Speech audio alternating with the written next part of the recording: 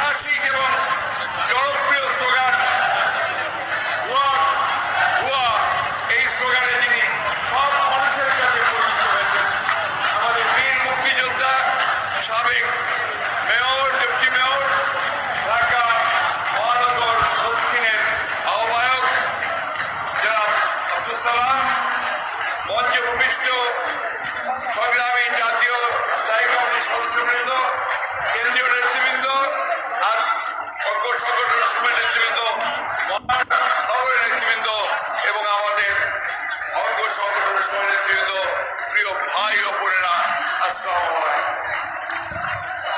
আমি একটু অনুরোধ করবো, প্লিজ প্লিজ প্লিজ প্লিজ আমি গতকাল সাধারণত আমি আপনার ফেসবুক দেখি না, কারণ আজকাল ফেসবুকে এত বেশি ফেক ফেসবুক ওঠে, তার মধ্যে সমস্ত কথাবার্তা আসে যে সেটা আরো কনফিউজ করে দেয়। তা আমি আপনার ফেসবুকে একটা আগে দেখলাম যে প্রথম আলোর ফেসবুক কপি, তাদের যে পেজ, সেটা কপি করে বলা হয়েছে যে আজকের এই সভাটাকে বাতিল করা হয়েছে। পরে প্রথম আলো বলেছে যে এটা একটা বাজে ফেক, এটা আমাদের অরিজিনাল নয়, এটা আপনার একটা ফেক পেজ থেকে বলা হয়েছে।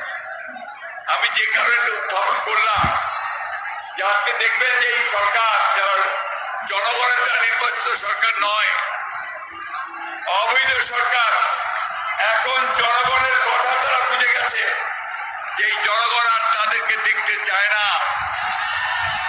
আর দেখতে চায় না। সেই কারণে এখন তারা ক্ষমতায় টিকে থাকার জন্য বিভিন্ন রকম অপকৌশলের আশ্রয় নিচ্ছে। তার মধ্যে একটা বড় অংশ তারা এই সোশ্যাল মিডিয়াকে ব্যবহার করে, সামাজিক মাধ্যমকে ব্যবহার করে জনগণকে বিভ্রান্ত করতে চাচ্ছে। তাতে কি জনগণ বিভ্রান্ত হচ্ছে? বন্ধুগণ, আপনারা কি বিভ্রান্ত হয়েছেন? আজকে এই লক্ষ মানুষের সমাবেশ প্রমাণ করেছে যে তাদের ওই সমস্ত প্রোপাগান্ডায় জনগণ কখনো বিভ্রান্ত হয় না। এখানে আরেকটা জিনিস, প্লিজ প্লিজ প্লিজ, এখানে আরেকটা জিনিস প্রমাণিত হয়েছে যে বৈধ সরকার, তারা জনগণের ভয়ে একেবারে থরহরিকম্প কাঁপতে শুরু করেছে। কারণ যতই দিন গড়িয়ে আসছে, তাদের ক্ষমতা শেষ হবার ততই তারা এই সমস্ত অপকৌশল অবলম্বন করছে। বন্ধুগণ, গতকাল সন্ধ্যায় আমাকে হঠাৎ করে আমাদের দুলু সাহেব ফোন করলেন, রাজশাহী সাংগঠনিক সম্পাদক দুলু, যে আমার বাসায় পুলিশ এসেছে, তারা আমাকে গ্রেপ্তার করতে এসেছে। কিছুক্ষণ পরে আরো অনেকগুলো জায়গা থেকে একইভাবে শুনতে পেলাম যে পুলিশ যাচ্ছে, রেড করছে, গ্রেফতার করার। আমরা খুব বেশি আশ্চর্য হইনি, কারণ আমরা দেখেছি যে অতীতেও সব সময়ই আমাদের যখনই এই ধরনের কোনো বড় সমাবেশ থাকে, আমাদের যখন কর্মসূচি থাকে, তার আগের দিন তারা সেইভাবে গ্রেফতার করতে থাকে আমাদেরকে। বন্ধুগণ, গতকাল এখন পর্যন্ত আমরা যে খবর পেয়েছি, তারা এই সমাবেশকে বন্ধ করার জন্য, নস্যাৎ করার জন্য তারা এখন পর্যন্ত 250 জনের অধিক নেতাকর্মী গ্রেফতার করেছে গতকাল থেকে।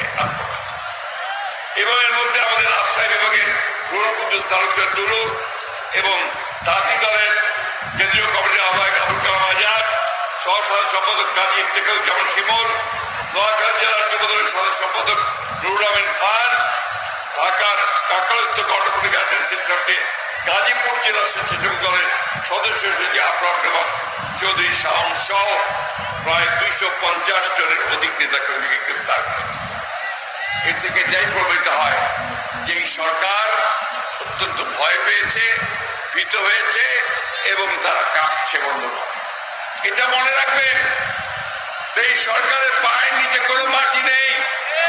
তারা পরিষ্কার করে জেনে গেছে এই দেশের জনগণ তাদেরকে জানিয়ে দিয়েছে, নো আর নয়, এখন তোমরা দয়া করে 5 তারিখ উঠাও, যা চুরি করেছ, যা অত্যাচার নির্যাতন করেছ, এখন মানে মানে বিদায় হও। আমাদের নেতৃবৃন্দ প্লাস আমাদের আপনার কিছু